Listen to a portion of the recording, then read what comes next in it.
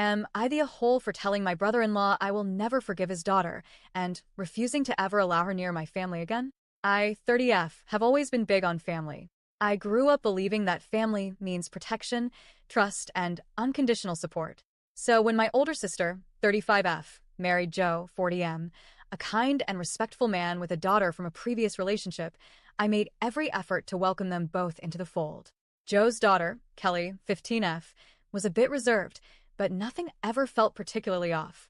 My sister has a son, Kevin, 14M, and the kids attended the same school. There were moments of tension between them, typical blended family challenges, but on the surface, it seemed manageable. We treated Joe and Kelly like any other member of the family. Birthdays, holidays, Sunday brunches, they were invited to all of it. A few weeks ago, my husband, 35M, and I hosted a small, intimate birthday gathering at our house. It was a low-key celebration, mainly just my parents, my sister and her family, and a chance for everyone to spend time with our 6-month-old baby boy. The evening was lovely. No drama. Nothing unusual.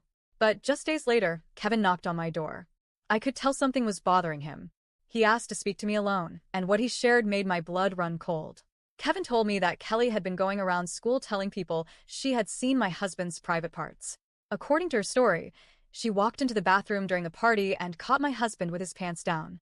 She told her friends that he didn't knock, that he exposed himself, and that she saw everything. I was stunned. My husband? The man who is so cautious, so respectful, and frankly a little modest? The man who doesn't even walk around shirtless when we're home alone, knowing we have a newborn? The accusation was outrageous and dangerous. I knew immediately we had to get in front of this. I called a meeting at my parents' house. I asked everyone who was present at the party to come, and I confronted Kelly. It didn't take long before she broke down in tears and admitted it was all a lie. Her reason?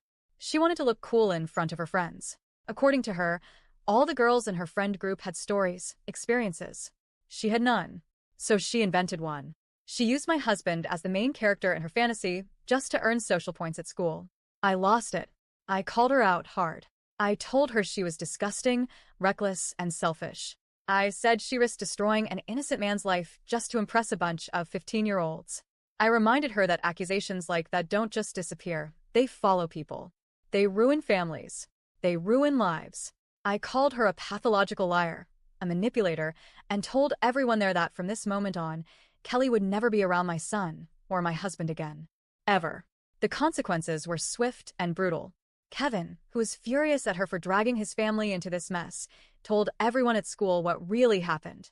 My sister and Joe went straight to the school administration and explained the situation so that no teacher or authority figure would mistakenly act on the rumor. My parents were horrified. They said they no longer felt safe having Kelly in their home. They cut off contact and said she wasn't welcome at family gatherings. My sister, who had tried so hard to make her blended family work, made a hard decision. She told Joe that Kelly could no longer live with them. She has a teenage son to protect, and after what Kelly had just proven herself capable of, she couldn't take the risk. Kelly was moved permanently to her biological mother's home. This was all hard. For everyone, but especially for Joe. Joe is a good man. He's always been a quiet rock in the family. Honest, respectful, deeply loyal. He was heartbroken. He kept reaching out to me, begging me to forgive Kelly. He said she's been depressed, that she regrets everything, that she wants to apologize face to face. He told me that maybe, just maybe if I could forgive her, my sister might reconsider letting Kelly come back into their home. But I said no. I told him plainly, I will never forgive her. I don't care how sorry she is. I don't care if she cries for weeks. I don't care if she writes 100 letters. Because the damage is already done. That seed, that doubt, that potential stain on my husband's name, it can never fully be erased. I told Joe that teenagers may be young, but they aren't stupid. They know what power their words carry. If Kelly had gone just a step further, if she'd told a teacher or posted her lie online, my husband could be in jail. My son could grow up without a father. I also told him that I fully support my sister's decision. Kevin has to be protected. Kelly proved she can fabricate serious accusations with ease. If she can do it to my husband, what's stopping her from doing it to her stepbrother next? Before Kelly moved out, Kevin even stayed at our place for a few days just to get a break and reset. He was shaken by it all. So no, I don't regret my reaction. I don't regret what I said, and I don't regret the boundaries I've drawn.